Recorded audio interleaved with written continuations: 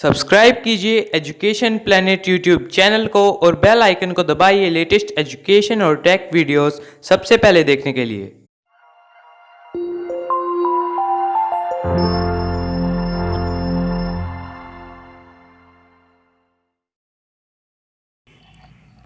प्रिय विद्यार्थियों, आपका स्वागत है एजुकेशन प्लेनेट नौहर चैनल पर। और आज हम कक्षा 6 की इतिहास की पुस्तक, जिसका चैप्टर नंबर 4 है, क्या बताती है हमें किताबें और कब्रें, इस चैप्टर का हम अध्ययन करेंगे। तो सबसे पहले इस पाठ का जो शीर्षक है उसकी हम बात करते हैं, किताबें। किताबों से आप परिचित हैं। जब आपने विद्यालय जाना प्रारंभ किया था तब से लेकर अब तक आप किताबें पढ़ रहे हैं।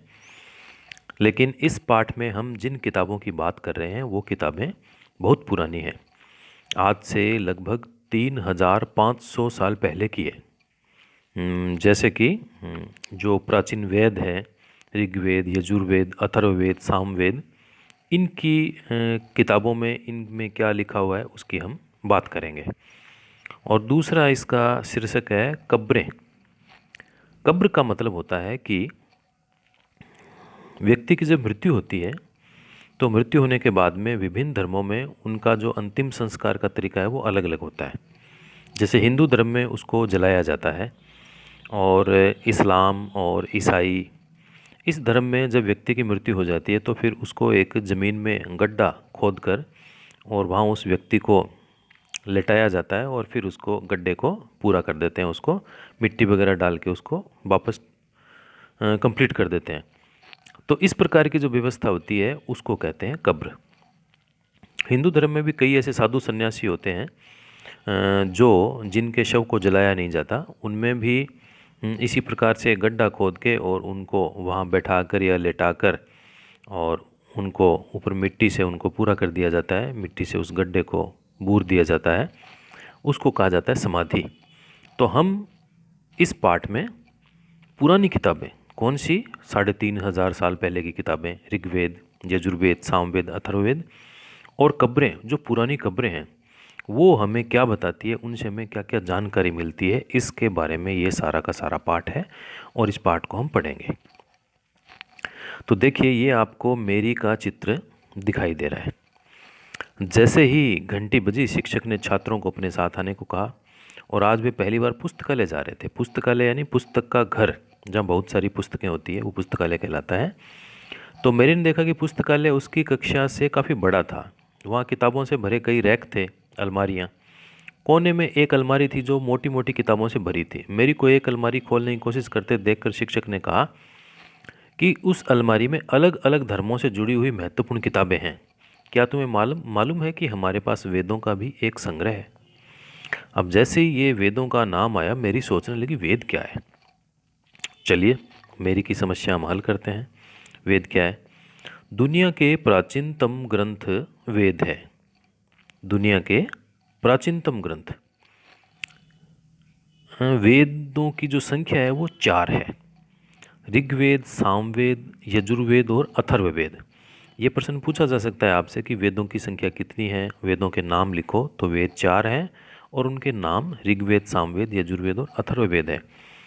सबसे जो पुराना वेद है वो ऋग्वेद है, ये भी प्रश्न पूछ सकते हैं, जिसकी रचना लगभग 3500 साल पहले हुई। ऋग्वेद में 1000 से ज़्यादा प्रार्थनाएं हैं जिन्हें सूक्त कहा गया। सूक्त का मतलब होता है अच्छी तरह से बोला गया। ये जो अच्छी तरह से बोले गए हैं ये विभिन्न देवी देवताओं की स्तुति में रचे गए, उनकी प्रशंसा की गई, उनके बारे में ये रचे गए हैं। इनमें से 3 देवता बहुत महत्वपूर्ण हैं, अग्नि, इंद्र और सोम। अग्नि यानी आग का देवता, इंद्र युद्ध के देवता, और सोम एक पौधा है जिससे एक खास पेय बनाया जाता था जिसको सोम रस भी कहते हैं। बार बार इसका प्राचीन जो बातें आती है उसमें सोम रस का कई बार नाम आता है। तो वैदिक प्रार्थना की जो रचना है वो ऋषियों ने की थी। ऋषि यानी कि उस समय जो तपस्वी साधु सन्यासी थे, जो जिन्होंने जो अपने जंगलों में रहकर अपने ज्ञान के लिए वो अपनी तपस्या करते रहते थे, शोध करते रहते थे, वो ऋषि थे। आचार्य विद्यार्थियों को इन्हें अक्षरों, शब्दों और वाक्यों में बांटकर सस्वर पाठ द्वारा कंठस्थ करवाते थे। यानी इसको एक लय में उसको गाया जाता था, इसको कंठस्थ करवाते थे। अधिकांश सूक्तों के रचयिता सीखने और सिखाने वाले पुरुष थे। कुछ प्रार्थनाओं की रचना महिलाओं ने भी की थी। ऋग्वेद की भाषा प्राक या संस्कृत या वैदिक संस्कृत कहलाती है, और जो हम संस्कृत स्कूल में पढ़ते हैं ये उससे थोड़ी सी भिन्न होती है। अब संस्कृत और अन्य भाषाएं, एक इसमें थोड़ी सी जानकारी आप और इसके अंदर कीजिए। आपके लिए एक ये जानकारी है, जैसे संस्कृत भाषा भारोपीय यानी भारत यूरोपीय भाषा परिवार का हिस्सा है। देखिए, भारोपीय एक आपके लिए नया शब्द है, यानी भारत और यूरोपीय इस भाषा परिवार का हिस्सा है। भारत की कई भाषाएं जैसे असमिया, गुजराती, हिंदी, कश्मीरी, सिंधी, एशियाई भाषाएं जैसे फारसी तथा यूरोप की बहुत सी भाषाएं जैसे अंग्रेजी, फ्रांसीसी, जर्मन, यूनानी, इतालवी, स्पेनिश आदि इसी परिवार से जुड़ी हुई है। उन्हें एक भाषा परिवार इसलिए कहा जाता है क्योंकि आरंभ में उनमें कई शब्द एक जैसे थे। जैसे उदाहरण के लिए संस्कृत में कहा जाता है माता को मातृ, और हिंदी में कहा जाता है माँ, और अंग्रेजी में कहा जाता है मदर। अब देख लिए, मातृ, माँ और मदर ये एक जैसे शब्द हो गए। क्या तुम्हें इनमें कोई समानता नज़र आती है? बिल्कुल समानता नज़र आती है, क्योंकि ये एक जैसे हैं। मातृ, माँ, मदर ये लगभग एक जैसे हैं। इसी प्रकार से इसमें एक दूसरा शब्द है संस्कृत में पितृ, और हिंदी में पिता, और अंग्रेजी में फादर। ये भी पितृ, पिता, फादर ये भी लगभग एक जैसे मिलते जुलते शब्द है।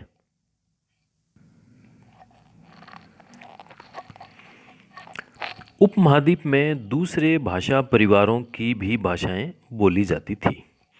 उदाहरण के लिए पूर्वोत्तर प्रदेशों में तिब्बत बर्मा परिवार की भाषाएं बोली जाती थी। तमिल, तेलुगु, कन्नड़ और मलयालम द्रविड़ भाषा परिवार की भाषाएं हैं।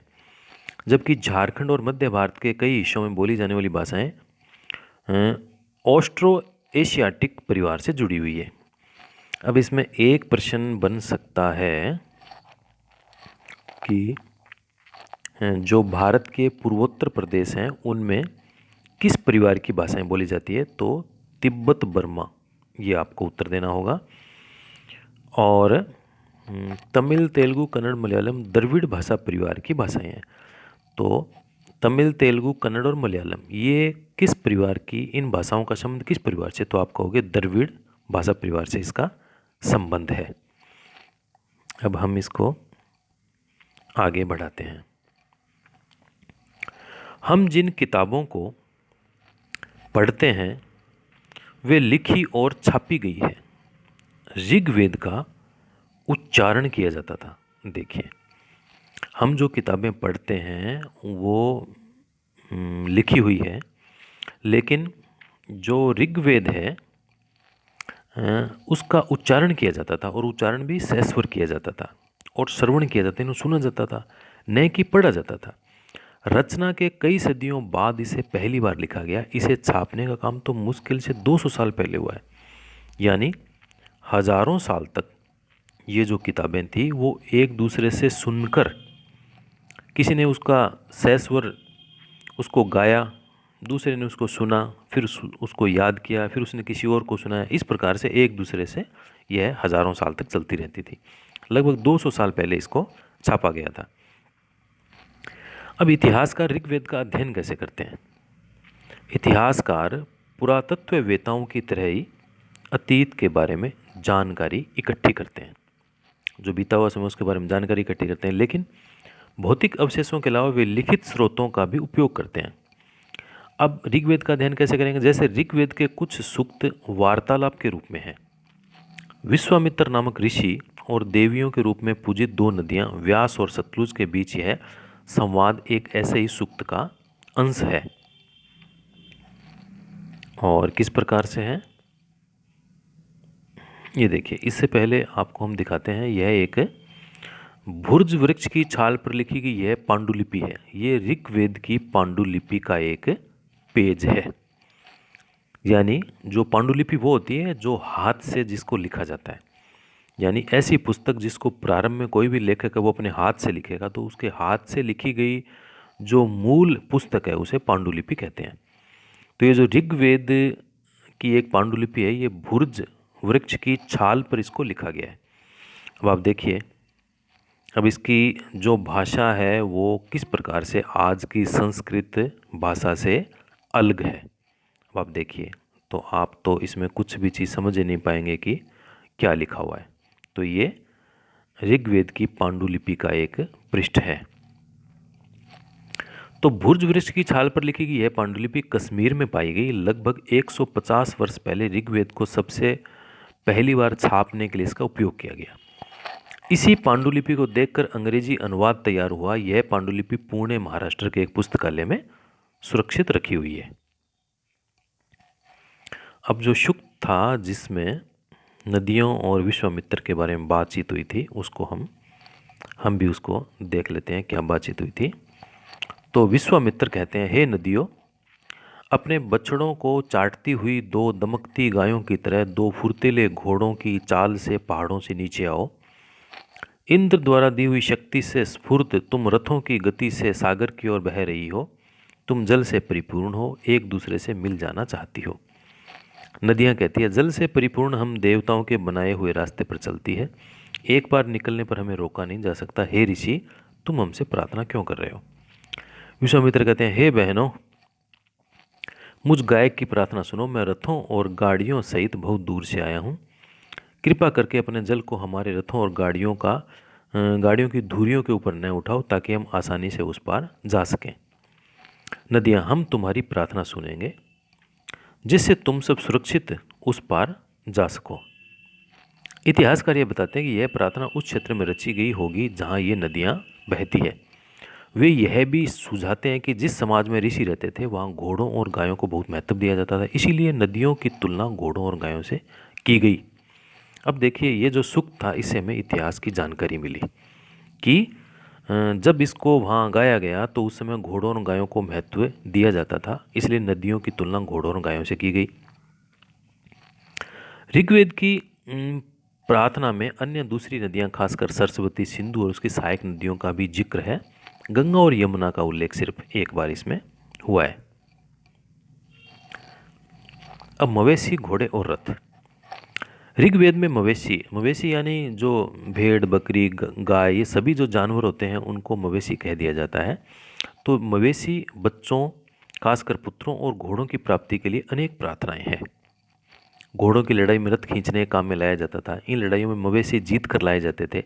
लड़ाइयाँ वैसे जमीन के लिए लड़ी जाती थी। प्राचीन काल की लड़ाइयाँ जमीन के लिए होती थी।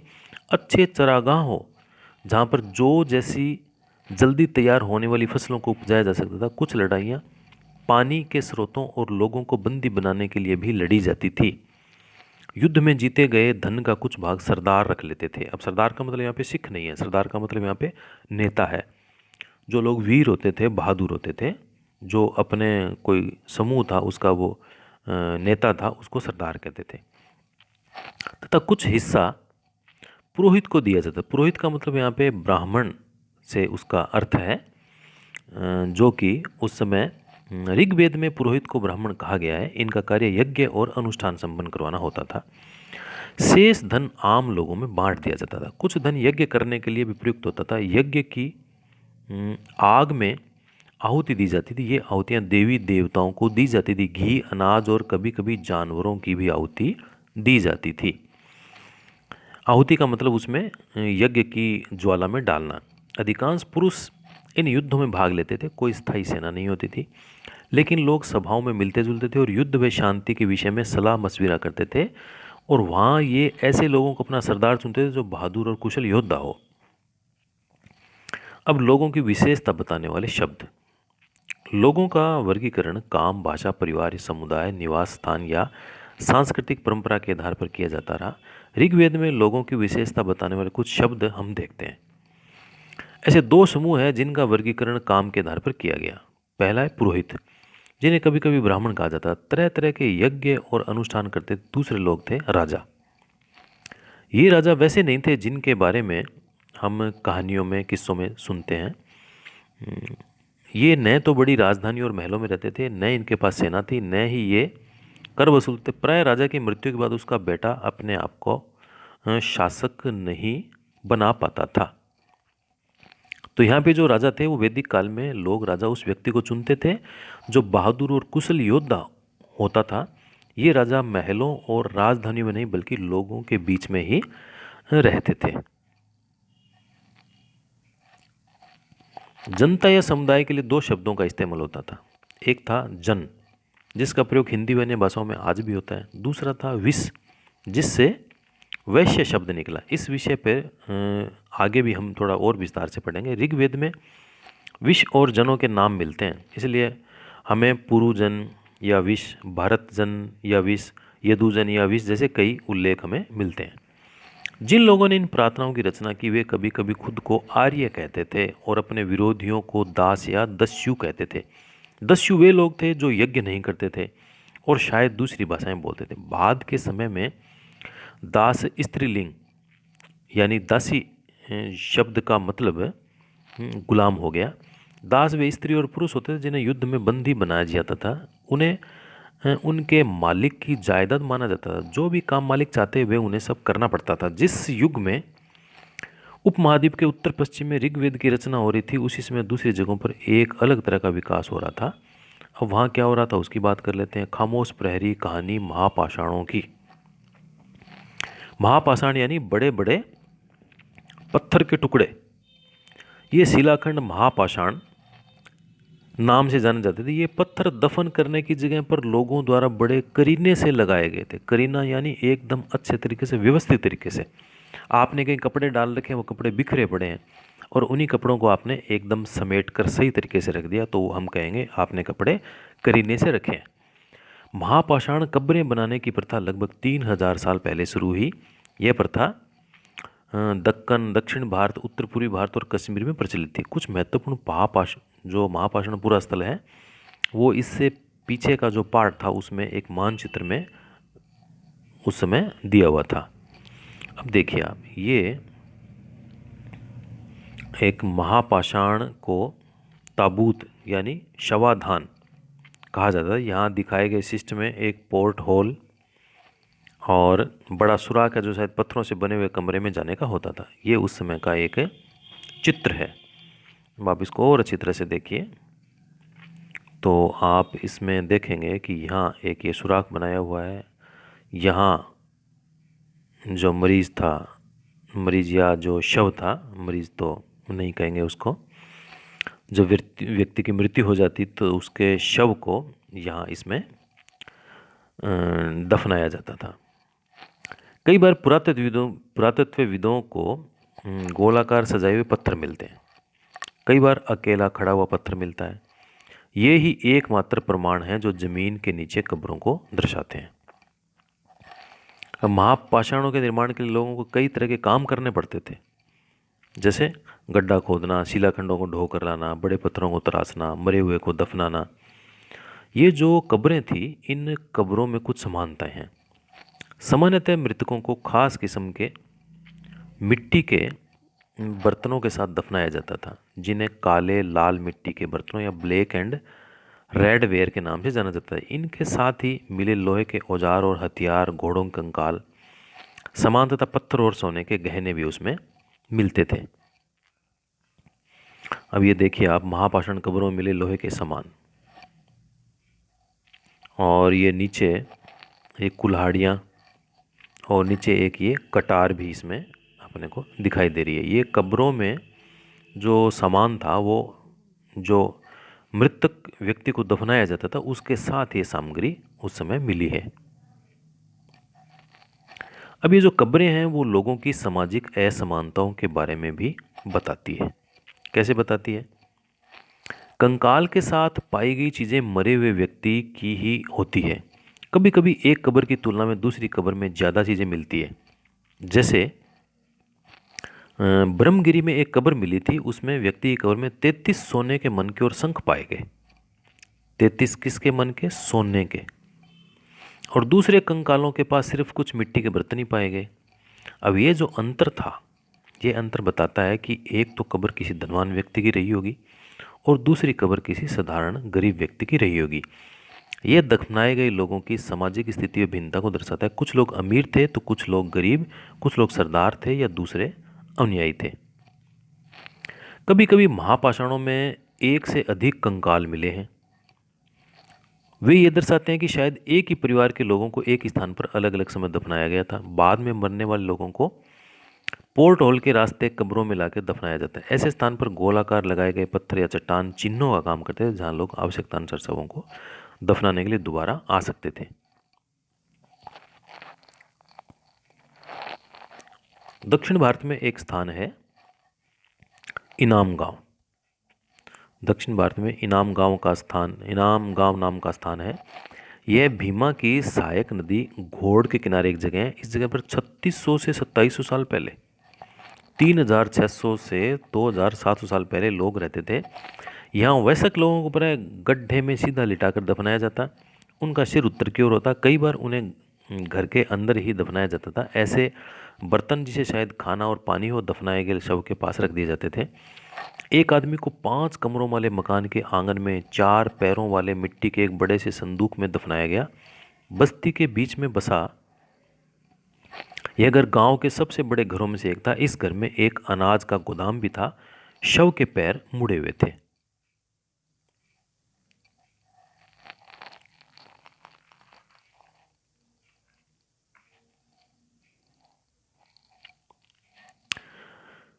क्या बताते हैं हमें कंकालों के अध्ययन?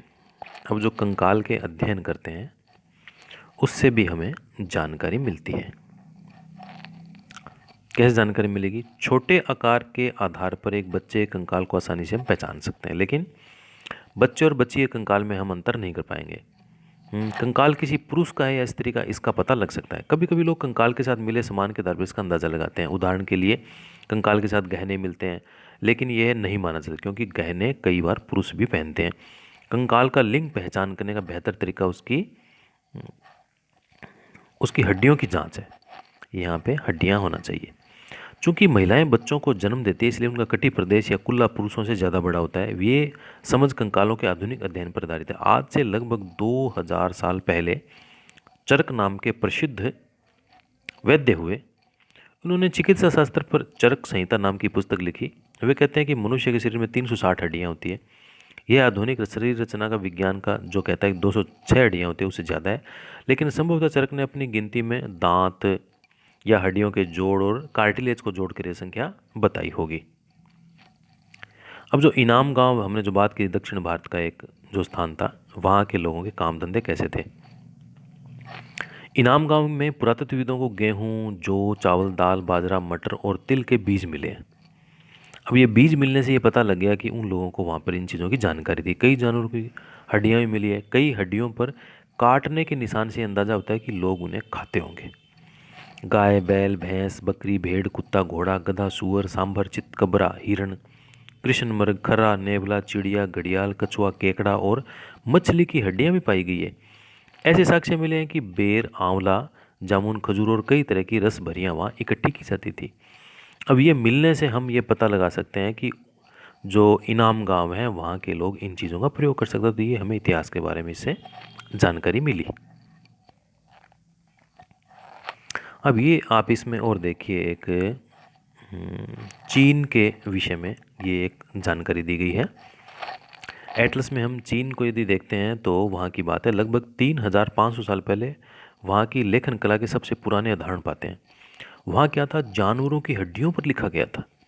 इन्हें भविष्यवाणी करने वाली हड्डियाँ कहा जाता है क्योंकि ये मान्यता थी कि ये भविष्य बताती है।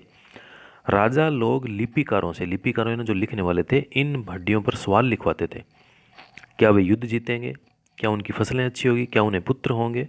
फिर इन हड्डियों को आग में डाल दिया जाता था, जहाँ इनमें गर्मी में चटक चटक कर दरारें पड़ जाती थी। भविष्यवक्ता इन दरारों को बड़े ध्यान से देखकर भविष्यवाणी करने की कोशिश करते थे। जैसा शायद तुम भी सोच रहे होंगे कि ये भविष्यवक्ता कभी कभी गलती करते होंगे। ये उस समय की बात है।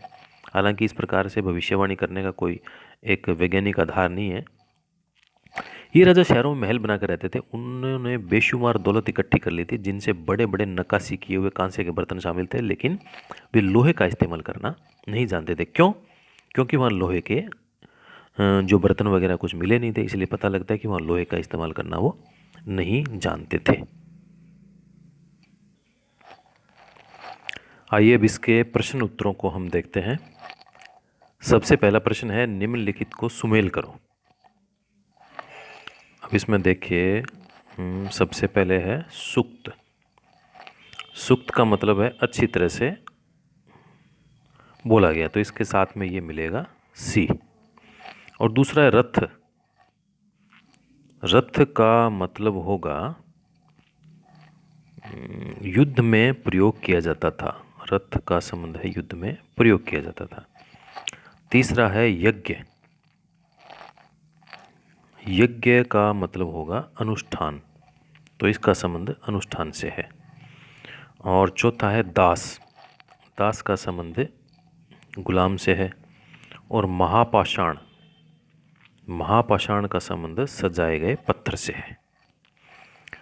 तो इस प्रकार से हम ये नीचे पहले का सी, ये हमने नीचे भी इसमें दे रखा है, आप इसमें ऊपर से भी इसको देख सकते हैं। इसके बाद में आप देखिए, वाक्यों को पूरा करो। पहला है, खालिस्तान के लिए दासों का इस्तेमाल किया जाता था। दो प्रकार के था, इसका उत्तर लिखा हुआ है, मालिक की सेवा करने या क्रय विक्रय करने के लिए दासों का इस्तेमाल किया जाता था। दूसरा रिक्त स्थान है, रिक्त स्थान में महापाषाण पाए जाते हैं। इसका उत्तर आपको सुनकर ही लिखना है।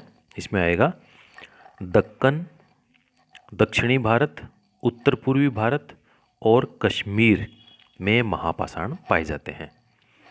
गए है, जमीन पर गोले में लगाए गए पत्थर या चट्टान का काम करते थे, तो खालिस्तान में आएगा चिन्हों का काम करते थे, चिन्ह। और घ है, पोर्ट होल का इस्तेमाल के लिए होता था, तो इसमें आएगा पोर्ट होल का इस्तेमाल पत्थरों से बने हुए कमरे में जाने के लिए होता था। और इसका अंतिम है, इनाम गांव के लोग खाते थे, तो खालिस्तान में आएगा अनाज, फल और मांस। इसके बाद के प्रश्न हम और देखते हैं। देखिए, तीसरा प्रश्न है, आज हम जो किताबें पढ़ते हैं वे ऋग्वेद से कैसे भिन्न है। इसका उत्तर है, आज हम जिन किताबों को पढ़ते हैं वे लिखी और छापी गई है। वहीं 3500 वर्ष पुराने ऋग्वेद का उच्चारण किया जाता था और श्रवण किया जाता था, न कि पढ़ा जाता था। प्रश्न नंबर 4 है, पुरातत्वविद कब्रों में दफनाए गए लोगों के बीच सामाजिक अंतर का पता कैसे लगाते हैं। तो पुरातत्वविदों को अधिकांश कब्रों में दफन मृतकों के पास सिर्फ मिट्टी के बर्तन ही मिले हैं, जबकि एक व्यक्ति की कब्र में 33 सोने के मनके और शंख पाए गए। यह स्थिति दफनाए गए लोगों की सामाजिक स्थिति में भिन्नता को दर्शाता है। जाहिर है, कुछ लोग अमीर थे तो कुछ लोग गरीब। प्रश्न 5 है, एक राजा का जीवन दास या दासी के जीवन से कैसे भिन्न होता था। राजा यानी सरदार पूरे समुदाय का नेतृत्व करता था। वह बहादुर और योद्धा होता था। युद्ध में जीते गए धन के कुछ भाग पर राजा का अधिकार होता था। इतना ही नहीं, युद्ध व शांति के मुद्दे पर लोग अपने राजा से सलाह मशविरा करते थे, जबकि युद्धबंदी दास कहे जाते थे। इन्हें उनके मालिक का या मालिक की जायदाद माना जाता था। दास को वह सब करना पड़ता था जो मालिक चाहता था। कुल मिलाकर दासों का क्रय विक्रय भी किया जाता था। इसके बाद में छठा प्रश्न है, पता करो तुम्हारे विद्यालय के पुस्तकालय में धर्म के विषय पर किताबें हैं या नहीं। उस संग्रह में किन्हीं 5 पुस्तकों के नाम बताइए। तो ये आप पता कर सकते हैं और इसका उत्तर लगभग ऐसा हो सकता है। मेरे विद्यालय की लाइब्रेरी में कुछ धार्मिक पुस्तकें उपलब्ध हैं। इनमें श्री रामचरितमानस, श्रीमद् भागवत गीता, गुरु ग्रंथ साहिब, कुरान और बाइबिल नामक धार्मिक पुस्तकें शामिल है। और इसके अलावा विद्यार्थी अपने विद्यालय की लाइब्रेरी में उपलब्ध धार्मिक पुस्तकों का भी अलग से वर्णन कर सकते हैं, जो जो पुस्तकें उनके उपलब्ध हैं। प्रश्न नंबर 7 है, एक याद की हुई कविता या गीत लिखो। तुमने उस कविता या गीत को सुनकर याद किया या पढ़कर। इसका उत्तर होगा, सुमित्रानंदन पंत की इस कविता को मैंने अपनी पाठ्य पुस्तक से पढ़कर याद किया है, जो निम्नलिखित है। मैं सबसे छोटी होऊं, तेरी गोदी में सोऊं, तेरा आंचल पकड़ पकड़ कर फिरूं सदा माँ तेरे साथ, कभी न छोड़ूं तेरा हाथ। इसके अलावा आप अपनी अलग से भी कविताएं इसमें कंठस्थ कर सकते हैं और आप गीत भी इसमें लिख सकते हैं। अब इसके बाद का प्रश्न है, ऋग्वेद में लोगों का वर्गीकरण उनके कार्य या उनकी भाषा के आधार पर किया जाता है। नीचे की तालिका में तुम 6 परिचित लोगों के नाम भरो। इनमें 3 पुरुष और 3 महिला होने चाहिए। प्रत्येक का पेशा और भाषा लिखो। क्या तुम उस विवरण में कुछ और जोड़ना चाहोगे? अब दिया हुआ क्या है? नाम, कार्य, भाषा और अन्य। तो इसमें संभव ऐसा हो सकता है कि नाम अरविंद मिश्र, कार्य चिकित्सक, भाषा हिंदी अंग्रेजी और अन्य मरीजों का निःशुल्क इलाज करते हैं। वो नीरज सिंह शिक्षक है, हिंदी संस्कृत उनकी भाषा है। गरीब बच्चों को निःशुल्क शिक्षा प्रदान करते हैं। पवन यादव लोकगीत के गायक हैं, भाषा हिंदी है, संगीतकार कहलाएंगे। शहनाज ये अध्यापिका है, उनकी उर्दू और हिंदी भाषा है। और रश्मि ये बैंक कर्मी है, हिंदी अंग्रेजी भाषा है उनकी, गरीबों की मदद करती है। विशेष बात ये, मेला ये गृहिणी है और इनको हिंदी भाषा आती है और टिफ़िन सेंटर चलाती है। ये हमने बात की थी इस पाठ्य पुस्तक के प्रश्नों की। इसके अलावा इसमें और छोटे छोटे कितने प्रश्न बनते हैं, जैसे सबसे प्राचीन वेद का नाम क्या है, वेदों की संख्या कितनी है, और वैदिक काल के 3 महत्वपूर्ण देवता कौन से हैं उनके नाम लिखो, और भुर्ज नामक वृक्ष की छाल पर लिखी ऋग्वेद की पांडुलिपि कहाँ पाई गई थी, और आज से लगभग 2000 साल पहले चिकित्सा शास्त्र पर चरक संहिता नामक पुस्तक किसने लिखी थी, इनाम गांव किस नदी के किनारे पर स्थित है, ऋग्वेद की रचना कब हुई, ऋग्वेद में कितने सूक्त या प्रार्थनाएं हैं। तो ये इस प्रकार के बहुत से प्रश्न बनते हैं। ऋग्वेद में 1000 से ज़्यादा प्रार्थनाएं या सूक्त है। ऋग्वेद किस भाषा में लिखा गया है, ऋग्वेद की भाषा प्राक संस्कृत या वैदिक संस्कृत है। ऋग्वेद में गंगा यमुना का उल्लेख कितनी बार हुआ है, सिर्फ 1 बार हुआ है। ऐसे बहुत सारे प्रश्न बनते हैं, छोटे छोटे प्रश्न आप इसमें और बनाइए, और इन जितने आप प्रश्न बनाएंगे उतना ज़्यादा पाठ आपके अच्छी तरह से समझ में आएगा। और इसमें से जैसे 1-2 प्रश्न मैं आपको और बताता हूँ। जैसे महापाषाण कब्रें बनाने के लोगों को क्या क्या करना पड़ता था, और एक इसका प्रश्न हो सकता है, बड़े बड़े प्रश्न की बात करते हैं तो ऋग्वेदिक कालीन सभ्यता एवं संस्कृति का विस्तार से वर्णन करो। इसमें फिर हम ऋग्वेदिक धर्म और भौगोलिक विस्तार का वर्णन करेंगे, फिर आर्थिक व्यवस्था, फिर सामाजिक व्यवस्था का, और ऋग्वेदिक काल की महापाषाण की कब्रें, खाद्य भंडार, ये सारी बातें हम इसमें बता सकते हैं। तो मैं विश्वास करता हूँ कि आपको पाठ ये समझ में आया होगा। और एक बात आप ध्यान रखिए, यदि आपने चैनल को सब्सक्राइब नहीं किया है तो चैनल को सब्सक्राइब जरूर करें, ताकि जैसे नए पाठ बनते हैं वो आपको तुरंत मिलते रहें।